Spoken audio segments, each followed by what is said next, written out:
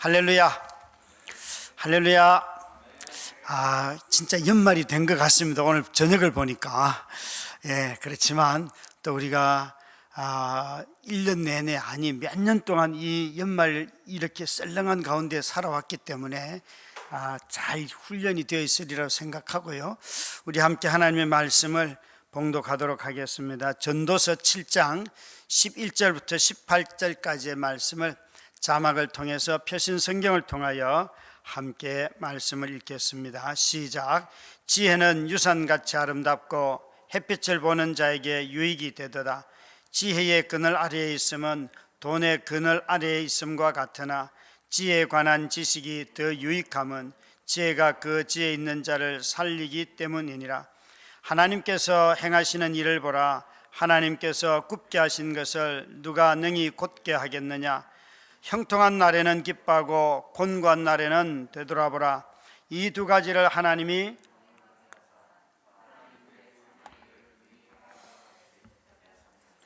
내 허무한 날을 사는 동안 내가 그 모든 일을 살펴보았더니 자기의 의로움에도 불구하고 멸망하는 의인이 있고 자기의 악행에도 불구하고 장수하는 악인이 있으니 지나치게 의인이 되지도 말며 지나치게 지혜자도 되지 말라.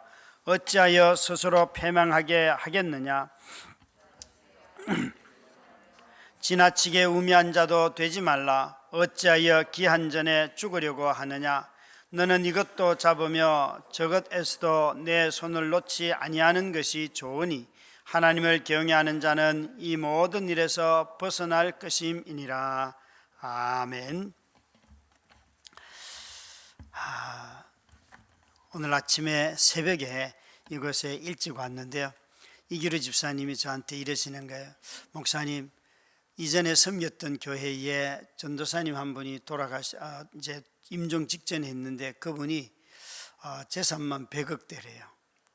100억대인데 자신이 죽음의 직전에 왔는데 아무도 장례를 치러줄 사람이 없어서, 그래서 집사님을 몰래 불러서 집사님이 내 장례 좀 치러 주십시오, 그렇게 말씀을 하시더라는 거예요.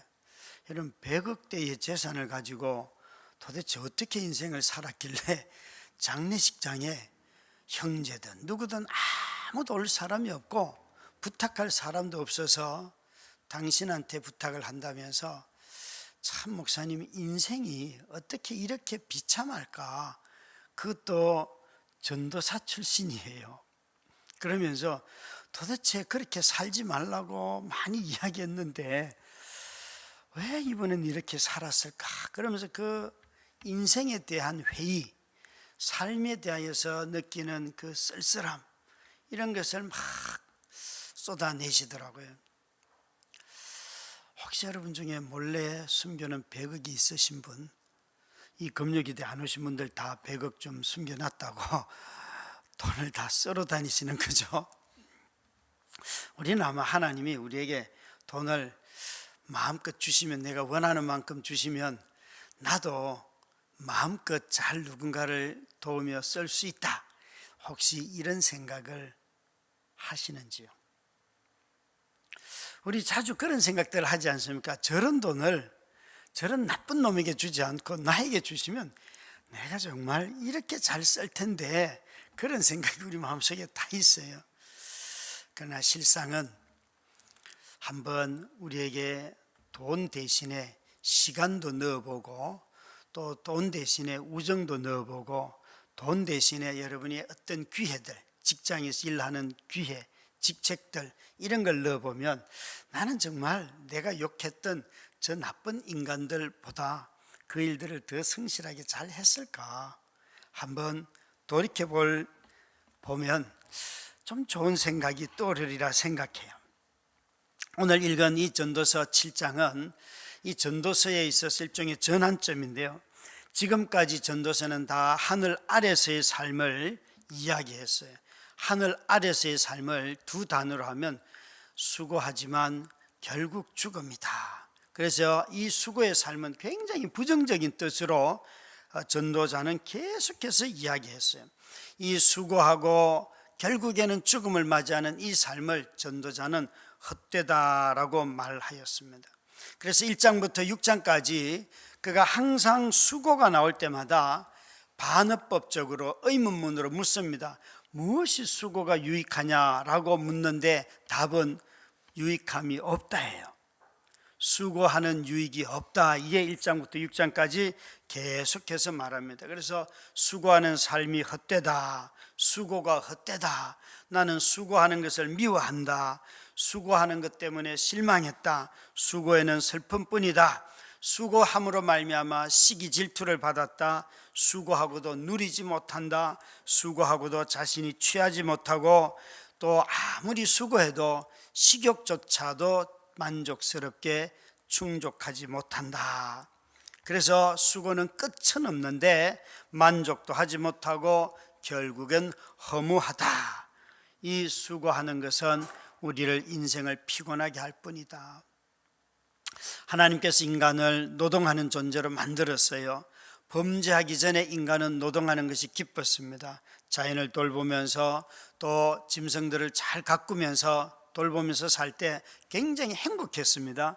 그러나 인간이 죄를 범하고 난 뒤부터 인간은 이 수고가 괴로움이 되고 고통이 되고 수고를 해도 자신이 그 수익물을 갖지 못하는 그런 사회에 우리가 살아가고 있습니다. 그래서 이 전도자는 우리에게 아무리 수고하고 노고를 해도 결국에는 죽음뿐인데 우리의 삶은 여기가 끝인가 이렇게 물었어요. 물론 1장부터 6장까지에도 수고의 좋은 점들을 몇 가지 언급을 합니다. 수고의 좋은 점은 수고해서 먹는 그 음식이 있고 마시고 즐거워하는 그 기쁨의 순간이 있다. 월급 탈 때 기쁘잖아요, 그죠? 그리고 수고한 것에 몫이 좀 있다, 기쁘다. 그럼에도 불구하고 이 모든 것들이 너의 마음의 욕구를 다 채우지 못하기 때문에 헛되다, 가변적이고 일시적일 뿐이다 라고 말하였어요. 마시고 즐거워하고 그것을 일시적으로 기쁨을 누려도 결국에는 수고보다도 더 큰 어둠, 죽음이 우리를 기다리고 있기 때문에 그 수고가 헛되다라고 말하였어요. 이 죽음은 누구도 피하지 못한다는 것이죠. 그래서 이제 전도자는 이렇게 묻는 거예요. 7장에 와서 그러면 우리의 이런 모든 삶이 허무하게 끝나는 것인가? 라는 이 1장부터 6장까지의 질문에 7장에서 답을 합니다. 아닙니다. 아닙니다. 인생에는 수고로 말미암아 누리는 유익이 있습니다. 라고 이제 7장이 시작을 하는데 이 7장은 여러분 수고라고 하는 것을 전부 다 유익이라고 하는 데다 갖다 붙입니다. 이전까지는 다 부정적으로 수고에 무슨 유익이 있겠느냐 이렇게 물었다면 7장에서는 수고에 무슨 유익이 있느냐, 있습니다 라고 말을 합니다. 그래서 여기에 7장에 제일 많이 나오는 것이 뭔가 하면 이 7장 자체는 여러분 수고라는 단어가 안 나옵니다. 전도서를 1장부터 12장까지 중에서 수고를 검색해 보면 수고라는 단어가 안 나오는 본문이 몇 장 있는데 다른 본문에는 다 그래도 수고를 나타내는 또 다른 동의어들이 나와요. 열심히 애를 쓴다든지 이런 단어들이 나옵니다.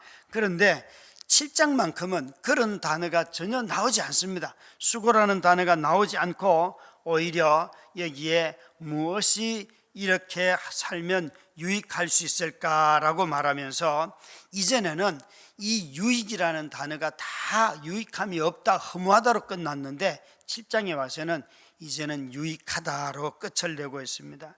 그래서 무엇이 유익한가라는 이 질문을 할 때에 7장 1절부터 보면 11절까지 이런 말을 합니다. 초상집에 가는 것이 더 낫다, 유익하다는 거예요.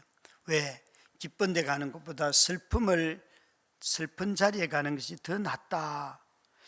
이게 마음이 유익하다는 거예요. 여러분, 지혜는 뭔가 하면 어떤 것을 비교해 가지고 분별할 수 있는 능력이에요. 무엇이 정말 삶에 유익한지를 깨닫는 거예요. 그래서 여기에 보면 어떤 사람은 죽는 날이 출생하는 날보다 나으니, 한번 여러분들의 나이만큼 사셨는데 어때요? 출생할 때가 기뻤을까요? 앞으로 죽을 날, 아니면 지금 죽는다 그러면 오늘이 가장 인생의 하이라이트가 될 것 같습니까? 어떻습니까? 아마 제가 보기에 저는 많은 분들이 출산을 너무너무 기뻐하는, 출산 정말 아이가 태어나는 순간, 딱 보는 순간 천재가 보이고요, 어떻게 이 아이가 이렇게 잘생겼을까, 나중에 어떻게 변할지도 모르면서 막 보는 순간, 제가 보기에는 좀 표현이 그렇지만 마치 까만 염소 새끼 같은, 머리털이 까맣게 나오는 걸 보는데 축축하게 나오는 게 비슷한 게 염소 새끼밖에 없었어요, 저는. 그래서 그렇게 보였는데 다들 천재가 난 것 같고 막 세상을 바꿀 인물이 나오는 것 같고, 그런데 살아보니까 어떻습니까? 죽을 날이 되면 누가 와서 이 인간 진짜 죽으면 안 되는데 죽었다 이렇게 말할까? 이 인간 잘 죽었다. 죽는 날이 태어날 때보다 더 기쁘고 즐겁고, 많은 사람들로부터 이 사람은 인생 제대로 살았습니다, 이런 얘기 들을 수 있을까요? 없을까요? 조금 전에 언급했던 분처럼 전도사로 살았음에도 불구하고, 그 많은 돈을 가지고 계심에도 불구하고 죽음의 자리에 누구도 올 수 없는, 이거 잘못 산 거잖아요, 그죠? 전도자는 지금 여기 뭘 얘기하는가 하면, 죽는 날이 출생하는 날보다 더 나은 사람이 있다는 거예요. 여러분, 출생할 때의 즐거움보다 인생의 여정을 살아내서 그 과정을 다 거치고 난 뒤에 그 삶을 보면서 사람들이 저 사람은 진짜 인생을 제대로 살았어 라고 그 사람을 축복하고 즐거워하고 추억하고 하는 사람이 있다는 거예요. 우리 모든 성도님들이 이전에 출생의 날보다 앞으로 죽는 날이 가장 복된 사람들이 되시길, 가장 많은 사람들이 이 사람 죽으면 안 돼, 이 사람한테 내가 이런 도움을 받았는데, 그 이야기로 가득 찬 여러분의 생애가 되기를 주의 이름으로 축원합니다. 우리 독서 소그룹에서 이번에 하고 있는 아버지의 해방 일지라는 그 책이 그거거든요. 장례식장에 아버지가 돌아가셨는데, 장례식장에 오는 모든 사람들, 생애를 살면서 원수처럼 여겼던 동생도 그렇고, 또 보수적인 어떤 다른 사람도 그렇고, 다 보니까 돌아가신 아버지한테 도움을 다 받았어요. 그래서 이 장례식장에서 가만히 보면 말은 그렇게 안 쓰여 있지만 화해가 일어나요. 모두가 다 도움을 받았기 때문에 다들 그리워하면서 몰래 밤늦게 또 조문을 오기도 하고, 그런 장면이 잘 묘사되어 있습니다. 여기에 슬픔이 웃는 것보다 낫고 우매자로부터 칭찬을 듣는 것보다 지혜자에게 책망 듣는 것이 낫다, 그렇게 말했어요. 오히려 인내가 교만보다 낫고, 그래서 지혜는 돈 속에 묻혀 사는 것과 같으니 지혜 있는 자는 살리는 자이기 때문이니라. 지혜 있는 자는 돈 속에 묻혀 사는 것과 같다. 돈이 많을 때 여러분 참 누리는 기쁨, 안전함, 이런 것들이 있잖아요. 그런데 지혜는 사람을 살린다는 거예요. 여기에 우리에게 지금 전도자가 하고 싶은 이야기는 뭔가 하면, 이렇게 무엇이 유익하냐라고 물었을 때 이 땅에 그렇게 허무한 것이 많고 정말 수고해도 다 피곤할 뿐인데, 거기에 그 속에서도 유익함이 있는 삶이 있다는 거예요. 그게 바로 지혜를 따라 살아가는 삶, 이게 바로 우리의 삶이 죽음을 맞이하는 삶임에도 불구하고 유익한 삶이라는 거죠. 그래서 지혜로운 사람은 초상집이 혼인집보다 낫다는 거죠. 그런 정말 이런 지혜를 가지고 분별을 한다는 것이에요. 지혜는 또 아름답다고 그랬어요.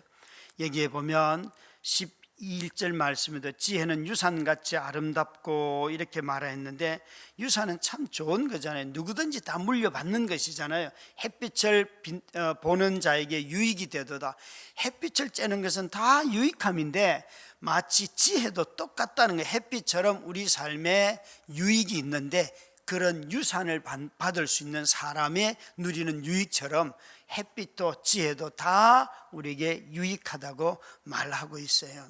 그래서 우리는 여기에 지혜는 정말 아름다울 뿐만 아니라 너무나 유익하고, 또 이런 지혜는 어떤 것을 우리에게 가져다 주는가 하면, 지혜로운 사람들은 분노도 오래 잘 참는다고 되어 있어요. 이 7장 1절부터 14절 앞에까지, 11절 앞에까지 계속해서 지혜가 가져다 주는 유익을 자꾸 이야기합니다. 지혜로운 사람은 뇌물을 멀리하고, 참 이것만 해도 우리 사회에 너무 삶이 깨끗하고 좋은 거잖아요, 그죠? 또 지혜로운 사람들은 옛날과 오늘을 비교하지 않는다 그랬어요. 거기 보시면 옛날을 보면서 옛날이 좋았는데 10절에 보면 그렇게 말하지 않는다는 거잖아요. 지혜는 여러분 옛날과 오늘을 다 통합하고 유익함을 뽑아내는 게 지혜죠, 그렇죠? 참 저는 그런 점에서 오늘날 통치자들이 과거의 유산들을 자꾸 이렇게 없애버리는 이런 어리석은 통치술들을 내려놓고, 통치력을 내려놓고 그 좋은 점들을 잘 취할 수 있고 통합할 수 있는 그런 관계로 가면 좋을 것 같습니다.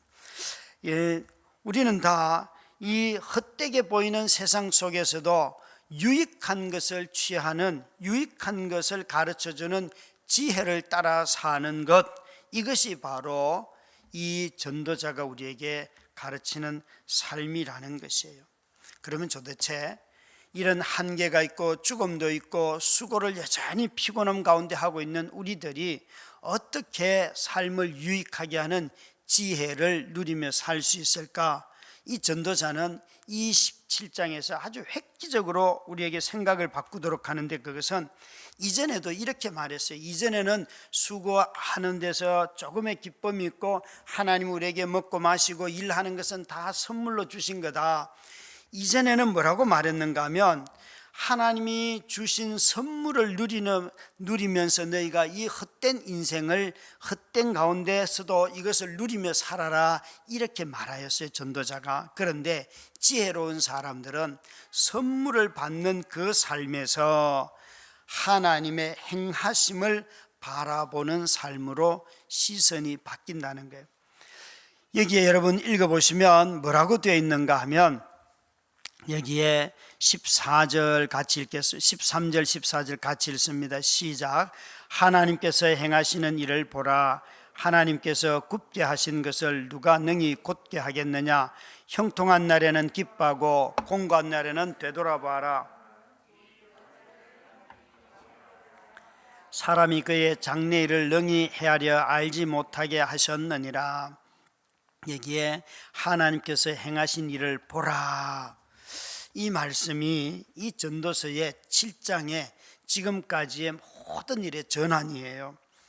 그러니까 여기서 아주 중요해요. 지금까지 이 전도자는 해 아래에서의 삶을 살펴봤는데, 그 해 아래에서의 삶에도 하나님 주신 선물이 있었어요. 음식과 그 즐거움을 누렸고 선물로 받았고 일을 했어요.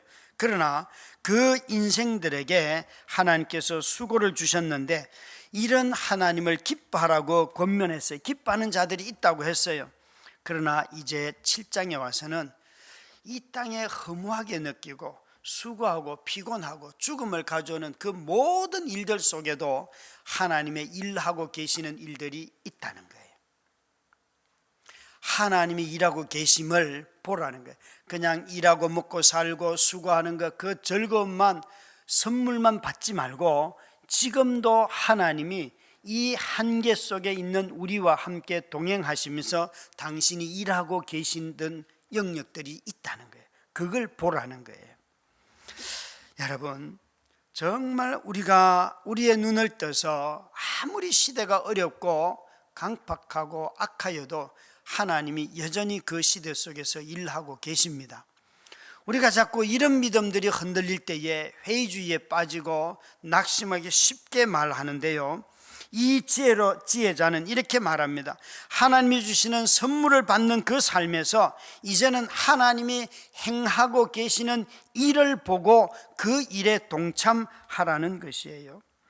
허무했고 수고했지만 피곤을 쌓던 그 삶 속에 하나님이 일하고 계심을 보기 시작한다면 선물을 받는 정도에서 우리가 삶을 살아가는 것이 아니라 하나님과 동행하고 하나님의 능력을 쫓아 살아가게 되고 하나님이 주시는 모든 것을 받아들이지만 그 또한 한계가 있고 그런다 할지라도 그 한계 때문에 좌절하지는 않는다는 거예요.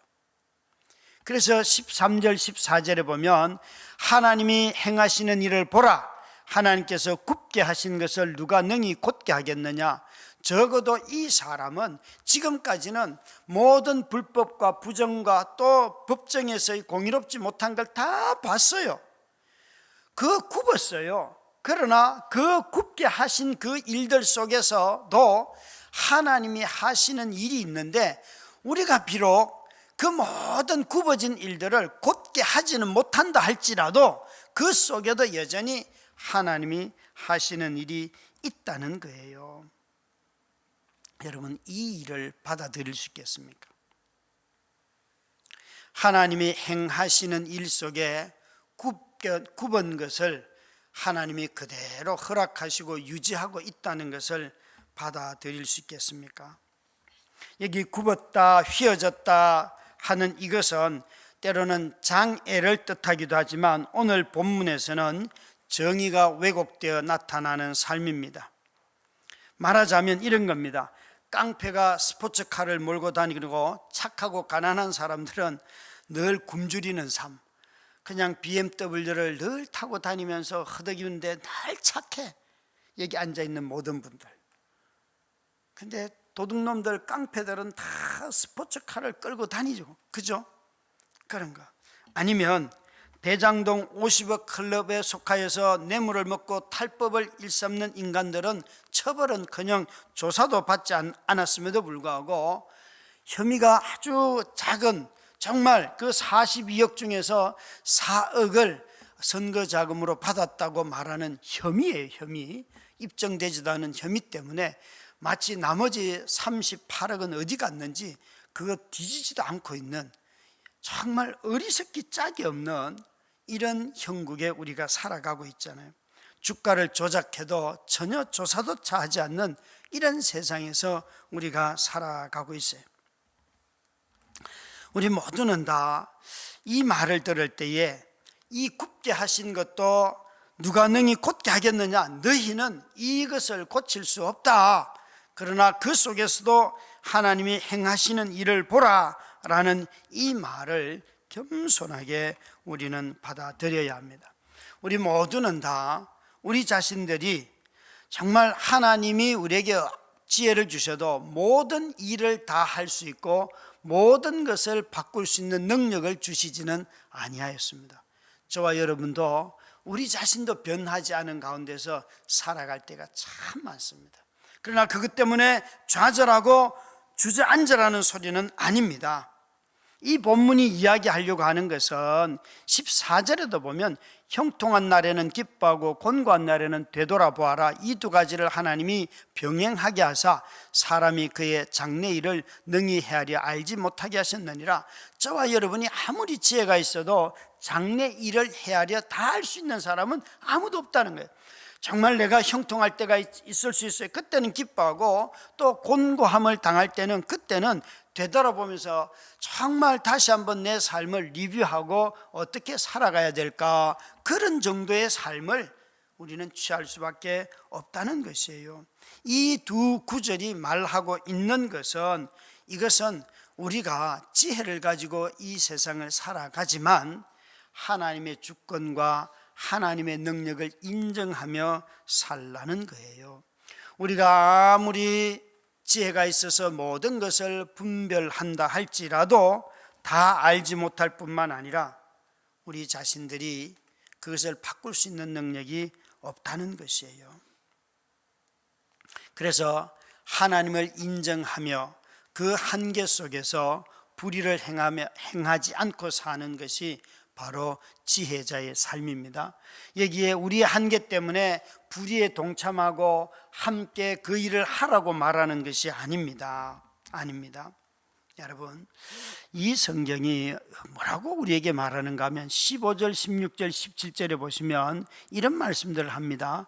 내 허무한 날을 사는 동안 내가 모든 일을 살펴보았더니 자기 의인이 있고 자기의 악행에도 불구하고 장수하는 악인이 있고 지나치게 의인이 되지도 말며 지나치게 지혜자도 되지 말라, 지나치게 악인이 되지도 말고 우매자도 되지 말라 라고 말씀을 하시고 마지막에 하나님을 경외하는 자는 이 모든 일에서 벗어날 것이다 그랬어요. 여기에 여러분, 어떤 사람들이 하나님의 주권을 인정하지 못하는 사람들이 빠지는 죄가 있는데 자기 의로움이에요. 자기가 생각하는 것이 언제나 다 옳고 자기 주장은 틀린 적이 없고 내 판단은 정확하고, 이게 이 본문이 얘기하려고 하는 거예요. 너희들이 아는 지혜를 가지고는 다 알 수 없다. 다 알 수 없다. 그래서 너희들이 어떤 것을 판단한다 할지라도 그것이 자기 의로움이 되어서는 안 된다 라고 성경은 말을 하고 있어요. 그리고 또 반대로 지나치게 악인이 되어서 아예 어차피 안 고쳐지는 거, 내가 저 나쁜 놈들처럼 살아서 나도 돈이라도 먹고 뇌물 취하면서 살아야지, 이것도 멸망할 삶이라는 거예요. 그 삶을 살아도 안 된다는 거예요. 여기서 말하는 삶의 뜻은 둘 개 중에 어중간하게 가운데를 취하라는 것이 아니고 하나님을 경외하며 살아라. 너희가 한계를 가지고도 그 지혜로 의로운 것을 분별하고, 그래서 너희들이 살다가 너희들이 시험에 들 수도 있다. 그러나 다시 돌이키고 와서 또 그 삶을 살라. 지혜자는 이렇게 말하는 거예요.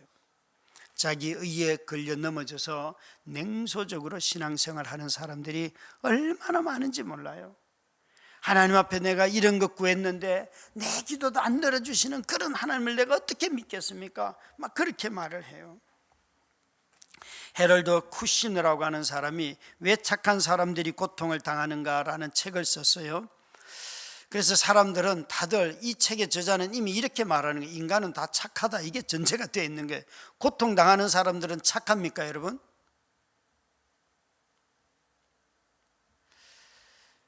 제 말을 오해하지 말고 들어주셔야 돼요. 여러분, 우크라이나와 지금 러시아가 전쟁을 하고 있는데 분명히 러시아 사람들이 잘못했어요. 그러면 우크라이나 사람들은 다 착합니까? 그들이 착해서 다 고통을 당합니까? 아마 그 속에 가도 그 속에도 도둑놈도 있고 그죠? 깡패도 있고 다 있을 거예요. 거기도 부패한 정치인이 있고 다 있을 거예요. 우리 너무 쉽게 사람들이 자기 자신을 비롯해서 누군가 피해만 조금만 당하면 다들 저 사람은 착한 사람 이렇게 말을 하려고 하는데, 이 책을 가지고 제임스 패커가 하나님의 위로라는 책을 써 이 책을 인용을 하면서 이렇게 말합니다.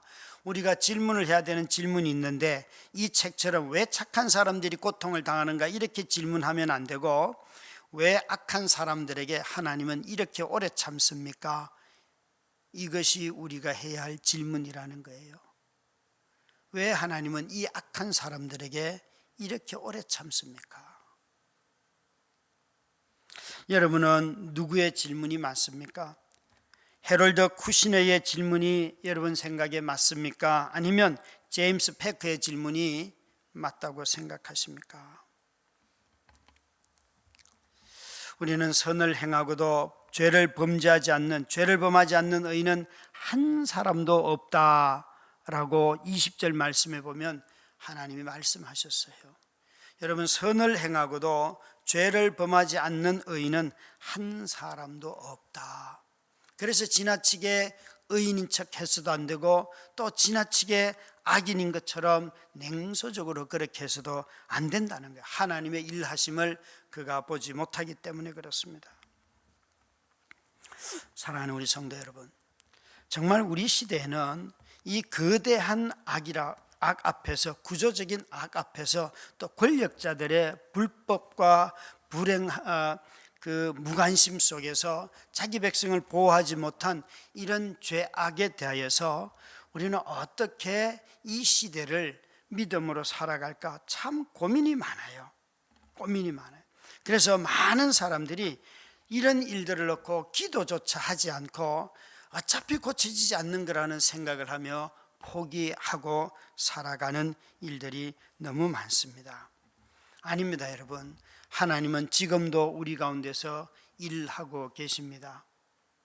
일하고 계십니다. 오늘 아침에도 그 어느 라디오 방송에 12구 참사에서 40살 먹은 아들을 잃었어요. 그런데 그 아들은 결혼해서 자녀가 둘 있는 아주 신실한 직장인이고 또 너무 정말 직장에서도 인정받는 그런 분인데 회식하러 갔다가 회식 끝나고 나오다가 그 인파에 의해서 빠져나오지를 못해가지고 그만 그 자리에서 참사를 겪었어요. 그런데 이분이 보니까 아주 교회 다니는 신실한 분이더라고요. 누구를 만나지도 않고 그런데 2년 전인가 3년 전에 몇 개월 전에 2, 3개월 전에 남편을 잃었더라고요. 남편을 잃었는데 또 아들 하나밖에 없는 아들을 잃은 거예요. 그리고 손자 둘이 손자 손녀 그 손주 손녀가 하나씩 둘 있고 근데 자신은 정말 누구도 만나기 싫은데 그래도 성도들이 와서 나를 만나면서 이렇게 지나가고 있습니다 라고 라디오에 나와서 자기 삶을 얘기하더라고요. 참 얼마나 마음이 아픈지 아마 이번에 돌아가신 158명 중에 상당한 숫자의 성도들이 있을 거예요. 여러분, 우리는 이런 일들을 겪을 때에 우리가 해야 할 일이 뭘까요? 정말 이 속에서 우리는 하나님이 행하고 계시는 일을 본다면 전도자는 우리보다 더 참혹한 시대의 삶을 살아가고 있었는데 그가 봤던 이 하나님을 오늘 우리는 우리 시대에 보고 있는지요? 저는 제 아내 일로 정말 하나님 앞에 대들 때가 있었습니다.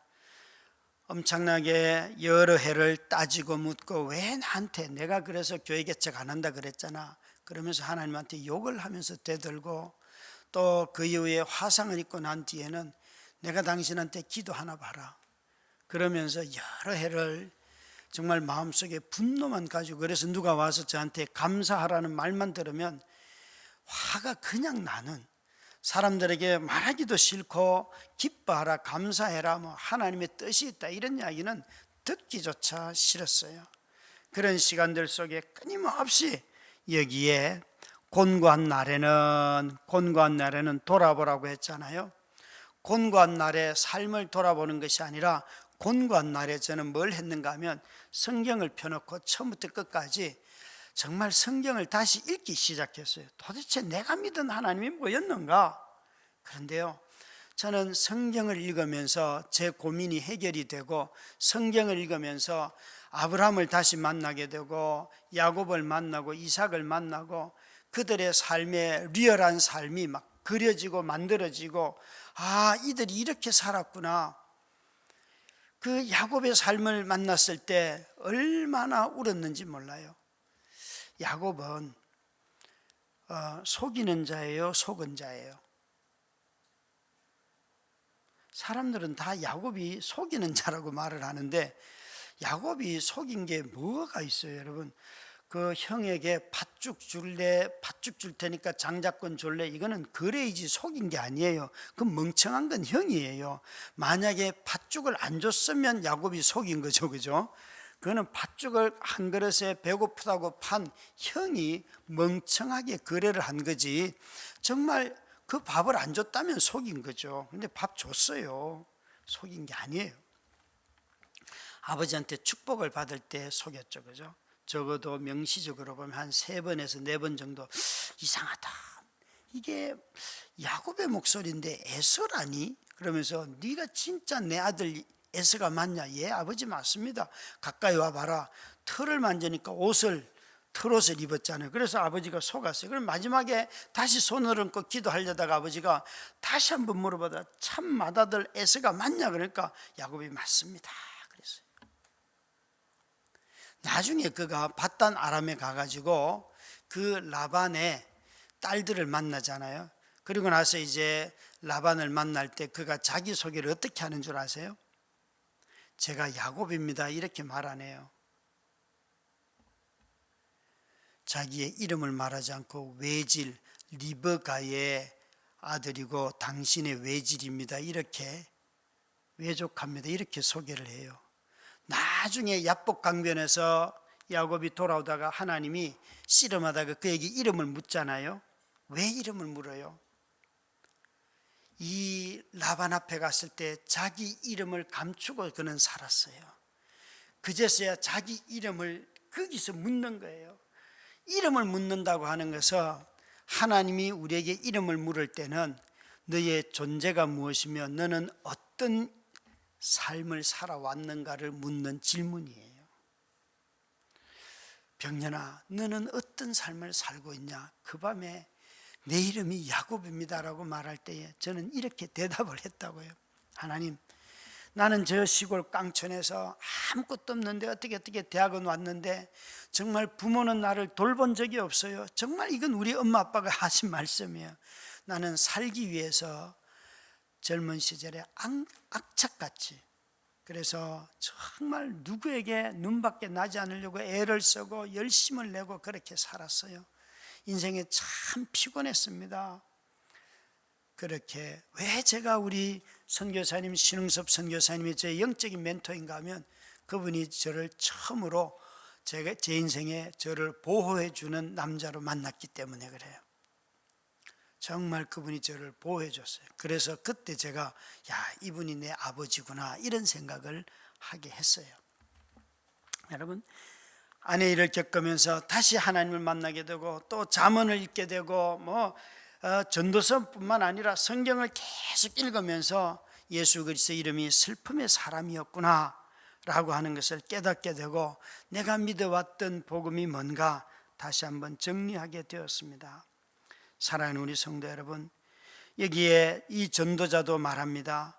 그는 정말 자신의 인생에 비록 한계가 있고 지혜도 모자라고, 그러나 그에게 있어서 그 시대의 어둠 속에서도 살아갈 수 있는 지혜를 주셨기 때문에 그 제한된 지혜를 가지고도 얼마든지 하나님을 경외하며 살아갈 수 있다는 거예요. 오히려 하나님의 일하심을 보면서 그는 이 삶을 살았다는 거죠. 저도 시간이 한참 지나고 나니까 지금까지 아직 그 일들이 다 끝나지는 아니하였지만 제 삶을 이렇게 정리할 수 있어요. 가장 제 인생의 곤고한 날에 저는 가장 풍요롭게 살았어요. 가장 삶이 힘들고 어려울 때에 한 번도 살아본 적이 없는 아파트에서 삶을 살았고요. 경제적으로 도대체 될 수도 없는 병원비나 수많은 필요들이 있었는데 제가 돈을 벌어서 된 게 아니에요. 하나님이 그 모든 순간순간마다 채워주셨어요. 너무 인생이 답답할 때에 마음을 쏟아낼 때가 없을 때가 있더라고요. 그런데요, 그때에 누군가 와서 안아주는 사람이 있었어요. 너무너무 힘들어서 밤에 멀리 사는 의정부 사는 후배를 불렀는데 밤에 저희 집에 와가지고 저를 이렇게 안아주면서 형 나가자, 막걸리 하러 가자, 술 먹으러 가자. 그게 목사였어요. 그런데 그 친구는요 저보다도 4년 먼저 죽었어요. 저보다 나이도 한참 어린데 심장마비로 죽었어요. 너무너무 정말 안타까워요. 여러분, 인생은 다 할 수는 없어요.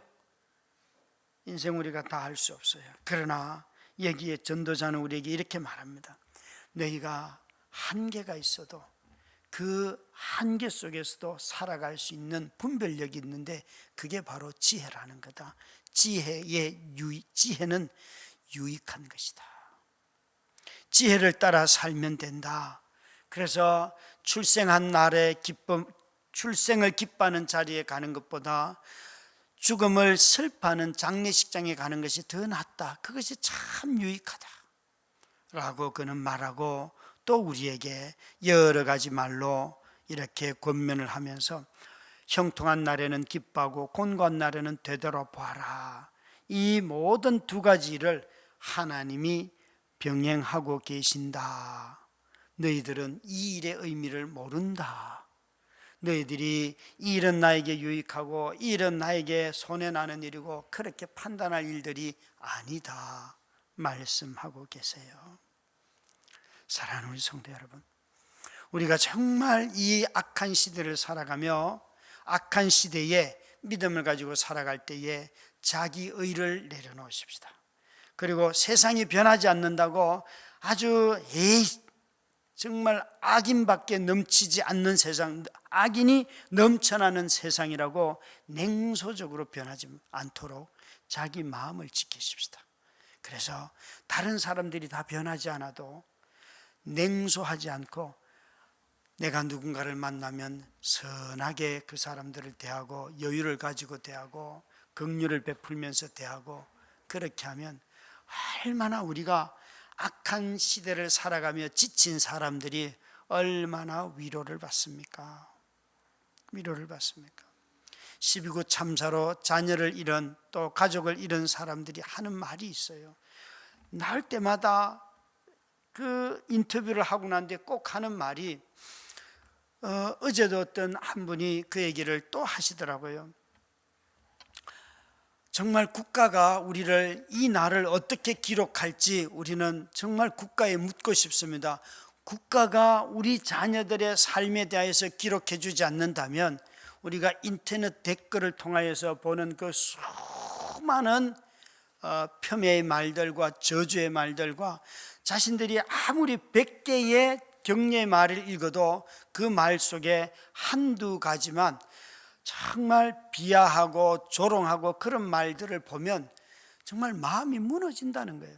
그래서 이것을 바로잡아 줄 수 있는 것은 국가밖에 없는데 국가가 우리 자녀들이 살아 돌아올 수는 없지만 그러나 우리 자녀들이 왜 죽었는지 어떻게 죽었는지를 기록해 주지 않는다면 우리는 어디 가서 이 아이들의 삶이 잘 살았다고 말하겠습니까?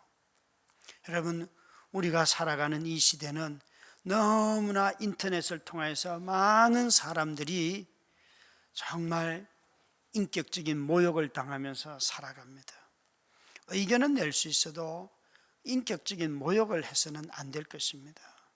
정말 너무나 말 하나에도 우리가 전심을 다해서 또 거룩한 말로 또 분별 있는 말을 해갈 때에 하나님이 우리 가운데 하시는 일들을 보면서 살아가는 거지요. 여러분, 참으로 이 시대는 우리 믿음의 사람들이 우리 마음을 통하여서 하나님의 지혜가 온 세상으로 흘러가는 놀라운 성도의 삶을 사시기를 주의 이름으로 축원합니다. 우리 함께 찬양하도록 하십시다.